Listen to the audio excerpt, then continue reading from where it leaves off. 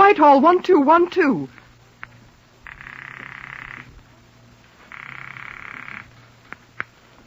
This is Scotland Yard.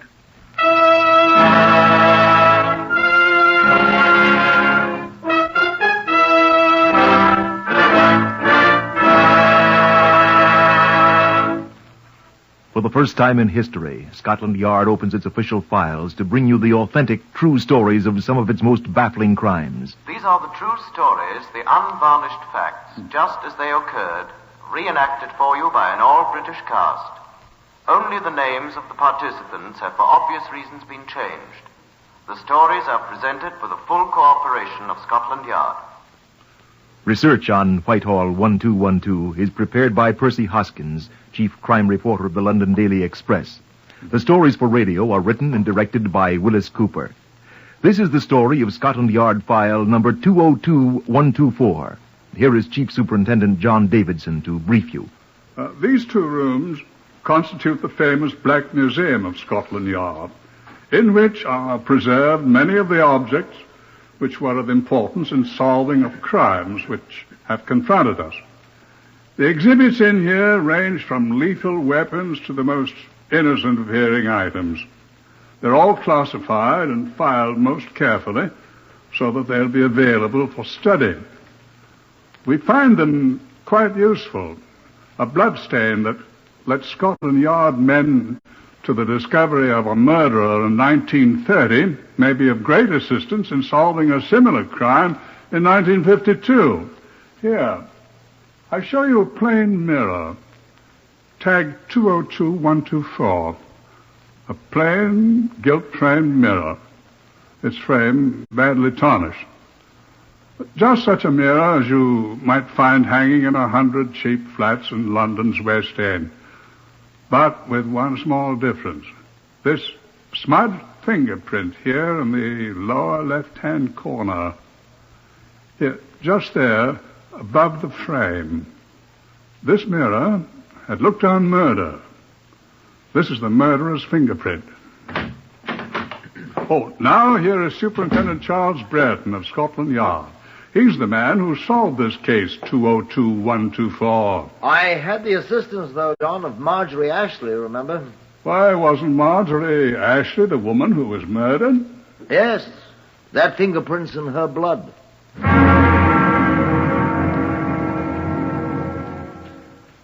On a morning in February 1942, a scant 2 months after your Pearl Harbor, I had a telephone call from Inspector Francis Xavier Costello at West End Central Police Station. What is it, Frank, I asked? The woman was apparently murdered, sir.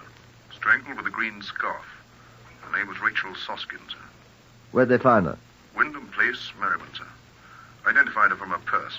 The murderer had thrown it away, but we found it. Nothing in it but her identity card. Well, what are you calling me for? Can't you handle a routine murder, Inspector? Excuse me, sir, but I don't think it's a routine murder. Why? Well, sir, the woman, in addition to having been strangled, had been horribly beaten up. I'm sure that's regrettable, Costello, but after all, is it so unusual? It is that, sir. The doctor here says the blows were inflicted after death. The report from the mortuary by Keith Yarrow, the Home Office pathologist, confirmed the report. The woman had been brutally beaten after she had died from strangulation. At first glance, it appeared that the murderer, in an attempted robbery, had inadvertently committed murder, but with the discovery of the beating... Jack the Ripper. Jack the Ripper flourished in the years 1888 and 1889, 53 years before. He would have been at least 75 years old. Criminal Records Office was consulted. The names of every possible suspect were dredged up and thoroughly investigated, but to no avail whatever. Investigation of the murdered woman, Mrs. Rachel Susskind, disclosed the fact that she had been a quiet, highly respectable person whose husband was absent in the African campaign. There was not a single clue of any sort. On the third day, I had another telephone call from the West End Central Police Station. Inspector Costello again. There's another, sir. Another what, Inspector? Another murdered woman, sir. Oh? Water Street in her own flat. Name? Marjorie Ashley, 26. Lived alone. Same type of woman? A dancer. Uh-huh. Found her this morning about 10 o'clock. The landlady looking to collect her rent. Had she been robbed? The room had been ransacked. Apparently only money had been taken, but well, she'd been killed, sir. How? Butcher knife, sir. Her own. It's rather dreadful. Anything new on the other case? No, sir. This could be the same chap, sir. Yes. Mm-hmm. Well, what are you doing? He left his calling card this time, sir. Mm-hmm. With his name? No name, sir. But it's him, all right. Who? Jack the Ripper, sir. It could have been Jack the Ripper's calling card, right enough. I visited the room myself with Inspector Costello. They've got the knife in the laboratory at the yard, sir. No fingerprints on it, I expect. Well, not on it, sir, I'm afraid. But they're looking. But here's his calling card, sir. Blood. Like a slaughterhouse, sir. But here... On the mirror. Yeah, he touched it, sir. The fingerprint men from the yard is sure it's not hers. Mm-hmm. Smudged a little. He says they can classify it all right, sir. He's photographed it. They're working on it now. Well. You say she was robbed. Took all the money, emptied her purse. Wanted to make it look like robbery. I think we're fools. If you could have seen her, sir. Thanks. Well, he's left his prints. We'll find him. I don't think we'll find his prints in the files, sir. Why not? They didn't have fingerprints in Jack the Ripper's day, did they?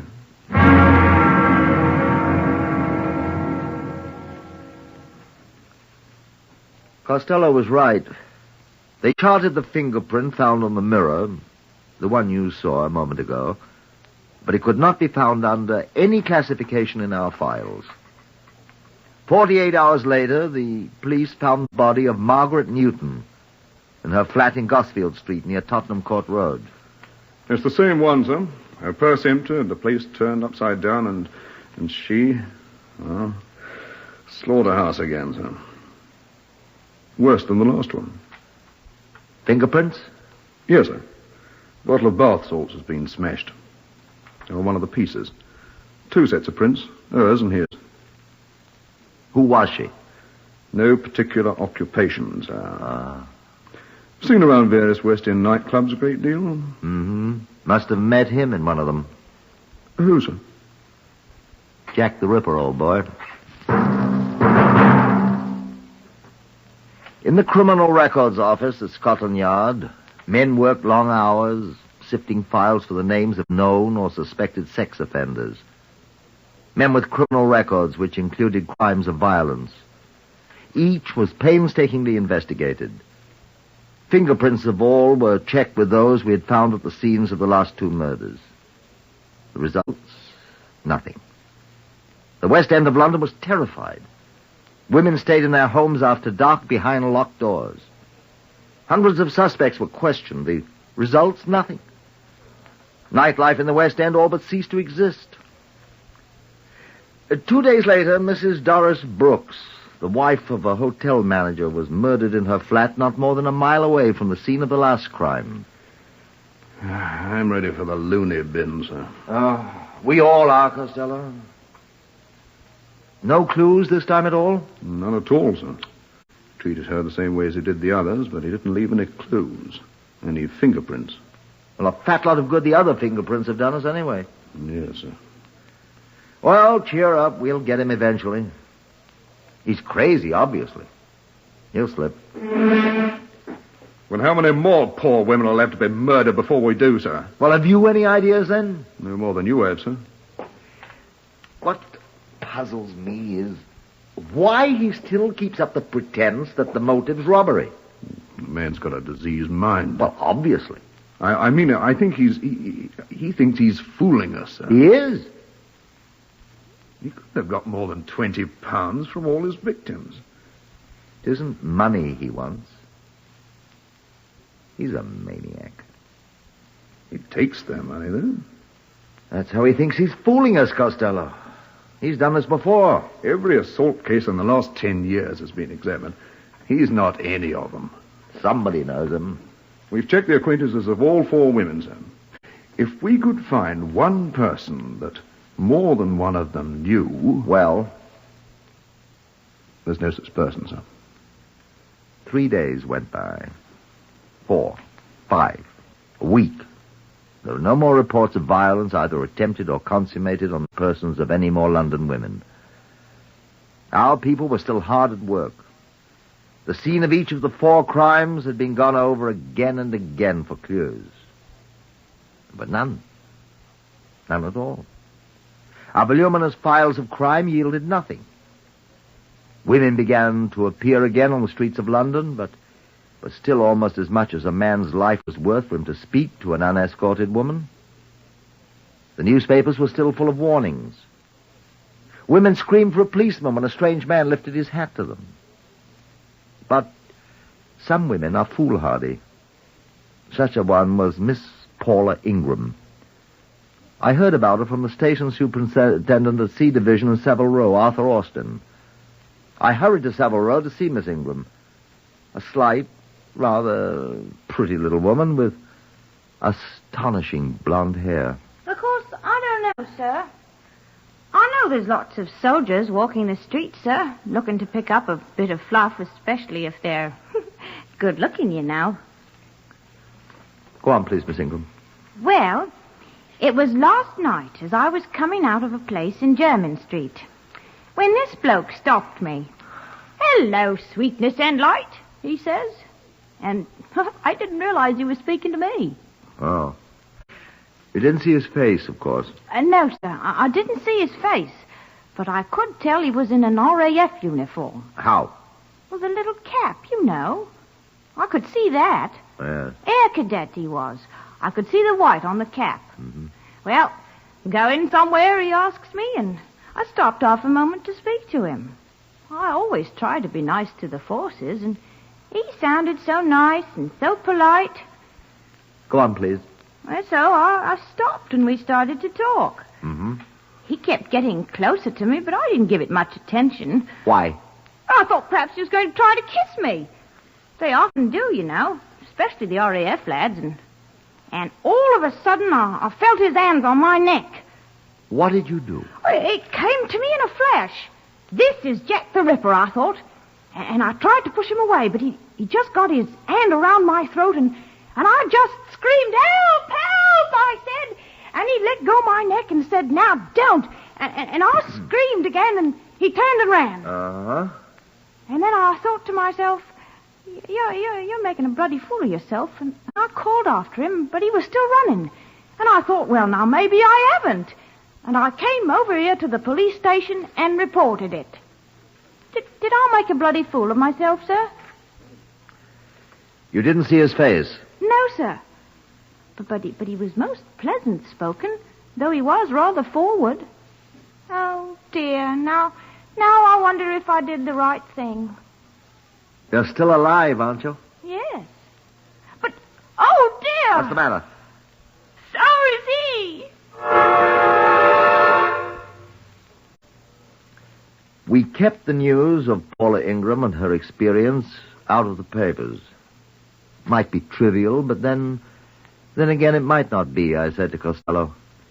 This girl Ingram, sir. What do you think of her? London's full of girls like that, unfortunately. Soldiers call them Piccadilly commandos. Right.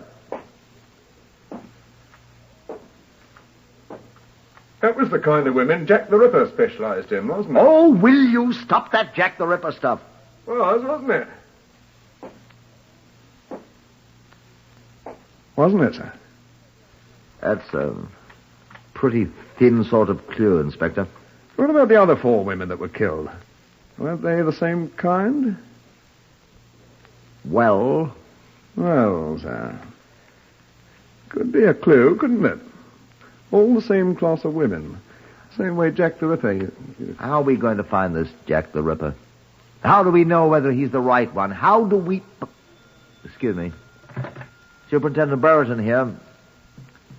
Oh, yes, Superintendent Austin.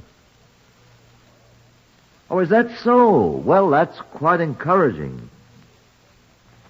He's on the way. Good. We'll wait. I expect... Oh, here he is now, I think. Open the door, will you, Miss Costello? Yes, sir. Thank you.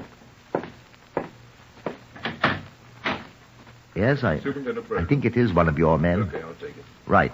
Costello's got it. Thank you. This is most awfully good of you, old man.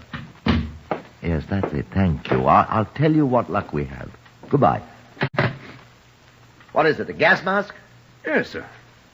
The Superintendent Austin at Water Street. Let's have it. It was found in a doorway on German Street shortly after noon, Austin says. Let's see. Uh-huh.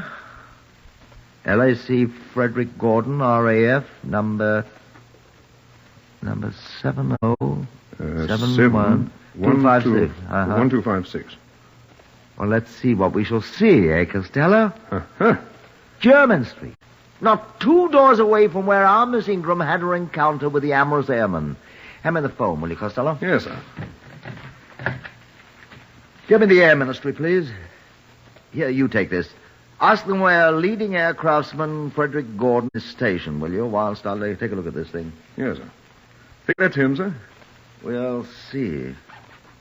Huh, what's this? Hello? Inspector Costello, Scotland Yard here. I wonder, can you tell me where to find LAC Gordon? Frederick Gordon. Number 7071256. Quite. I'll wait. What have you found, sir? Look, in the gas mask bag. Yes? Regent's Park. Special cadet wing there. Thank you. She said he was a cadet, sir. I think you'd better go see him. Yes. What did you find of the case, sir? Does a woman's comb and a lipstick marked DB look like part of an RAF cadet's kit?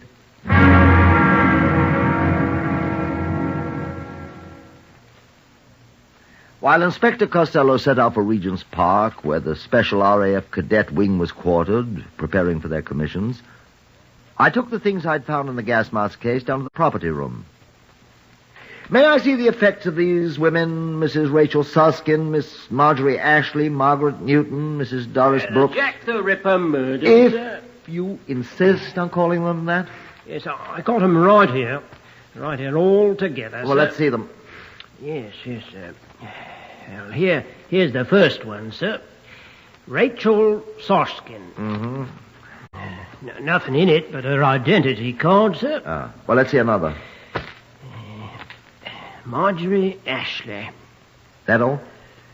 Just a handbag, sir. Uh-huh. What is it? This comb. Same as the other things in it. Where did you get it, sir? The RAF had it. Matches, doesn't it? Yes, sir. Let's see the others. Margaret Newton. Empty. Next. Doris Brooks. Right. What is it, sir? Was there a lipstick in this? No, sir. Then this one was hers. Must be, sir. Yeah, initials on it. D.B. Doris Brooks.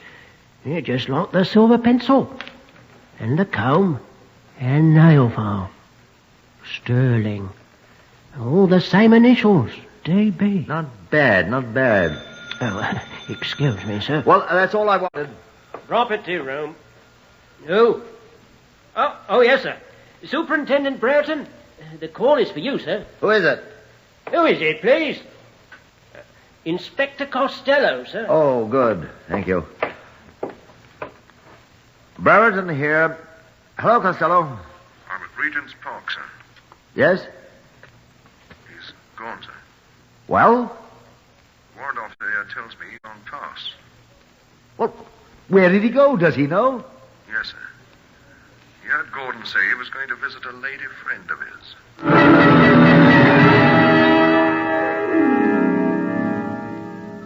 Back in my office, I had just completed a telephone call when my door was flung open.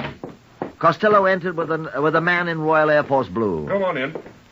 Ah, you did find him, Costello. No, sir. This is Warrant Officer Gibbons. He's from Gordon's Cadet wing at Regent's Park, sir. Sir, I believe you're wrong about Gordon. Why, Mr. Gibbons? Gordon's one of the most popular cadets in the entire wing, sir. Well, what does that prove? Oh, I don't believe Gordon's capable of the things... What's he like, Mr. Gibbons?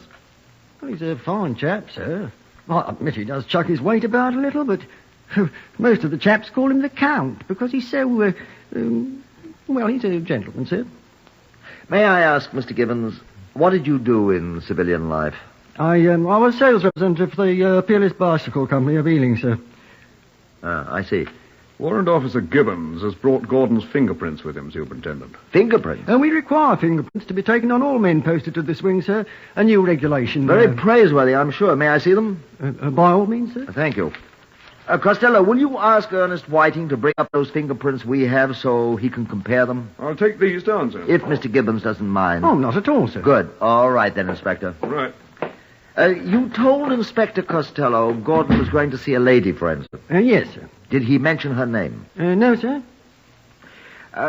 Why is he so popular there at Regent's Park? Well, sir, he's very pleasant. He has lots of money, and he spends it quite freely. Ah. And the men, they like him a great deal, sir. I dare say. Would you, of course, recognize Gordon? Oh, yes, of course, sir. We may ask you to do so. All right, sir. Is he here?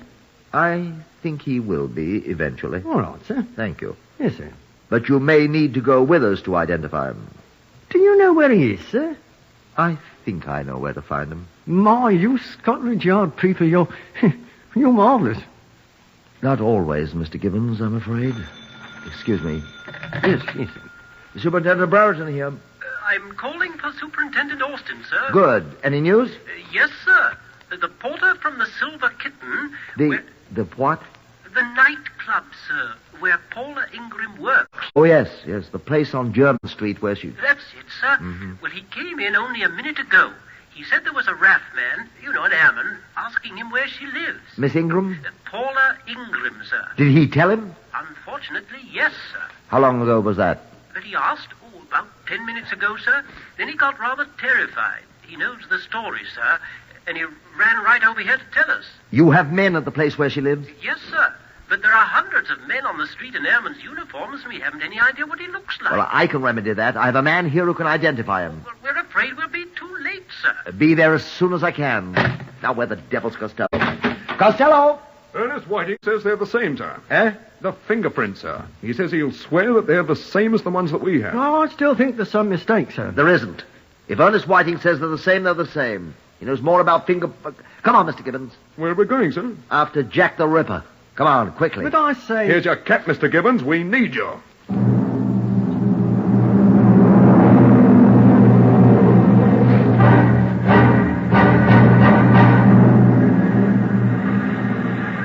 Traffic didn't hamper us very much. We were in one of the cars of the flying squad, and nothing seems to bother them. Pedestrians scuttled for the pavement as we skidded around corners on our way to the house off German Street, which Paula Ingram had given us as her address. Now, of course, you followed me. I had ordered policemen to that address as soon as I'd heard that Gordon was on his way to see a lady friend. Somehow or other, he'd obtained her name. I was certain that eventually he'd find the address, and I proposed to find him. If possible, before he'd attack Paula Ingram. It was a long way there. Our car drew up at last a few doors away from the house. Have you seen him yet? There have been several RAF men along the street, Come on, Costello. Come on, Mr. Gibbons. Oh, say. Come on. This house. Come on.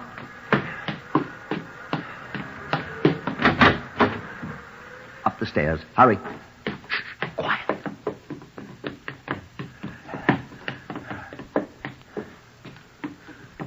This is the room. Listen. Perhaps he's been here. Quiet. Hear anything? I did. Do you? Oh, I don't hear a thing. Do you think that... Shh. I say. Quiet. I was going to say, I think I can smell something. It's her perfume. No, sir. It's the kind he always wears. Perfume?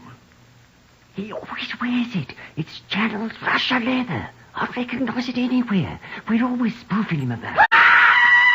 Come on, at that door! Come on, now! Oh, he came back! It's Jack the Ripper! Gordon! What on earth? You recognize him, Gibbons? Of course I do. He's Cadet Frederick Gordon. You copper's knock, you. Frederick Gordon, I charge you with the willful murder of Marjorie Ashley. Take your filthy hands off And I warn you that policeman. anything you say will be taken down in writing and may be used in evidence. Don't touch me. Are you all right, Miss Ingram? He said he'd come to kill me. He said I'd have to die. He said I'd... Search him, Costello. Hold your arms up, Gordon. Get away from Hold me. your arms up, please. What's this? I know what that is.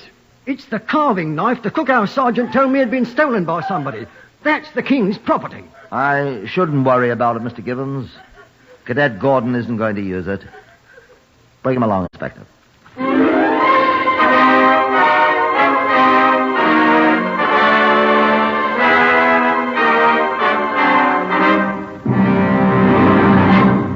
At his trial, Gordon was asked why he committed these 4 savage murders. He smiled. He was an extraordinarily attractive young man, and he did have a winning smile. He was asked again, why? It's really quite simple. When I was posted to the special wing, I realized that these young men, my fellow cadets, were young men of the best families, used to much better things than I was. I wouldn't be patronized by them. I'm as good as they. But I needed money. Realized, of course, that an officer of the Royal Air Force, which I was soon to be, wouldn't stoop to stealing from his comrades. Oh, I have stolen before, sir. But not since I became a cadet. I felt I must have money, however. Why? One must keep up one's standards, my dear man. But I decided to acquire money. There are many women with full purses, women the world would never miss. And I hit upon this scheme. I would rid the world of quite undesirable people, and I'd have their money. Nobody'd ever suspect they were destroyed for their money if Jack the Ripper killed them. You'd be too sure the murderer was Jack come back to Earth, and you'd never notice their money, too, was gone. I think that was rather clever. They'd be looking around for human fiends and never even glance at the handsome RAF cadet. I've been told so many times that I'm quite attractive to women. I did very well, thank you. My only regret is that I didn't kill you, Miss Ingram. She had a good bit of money. You'd still be looking for Jack the Ripper, wouldn't you, Superintendent? Despite the desperate representations by counsel that Frederick Gordon was insane, a jury at Old Bailey found him guilty of the murder of Marjorie Ashley. He was hanged in June 1942, still smiling in a most charming manner.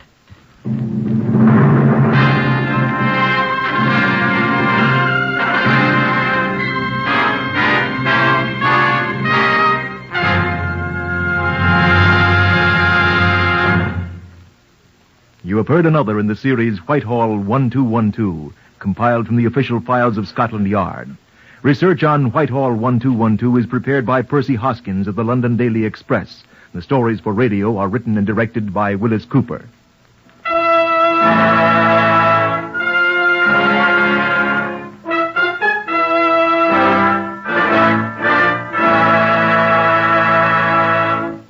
Three chimes mean good times on NBC.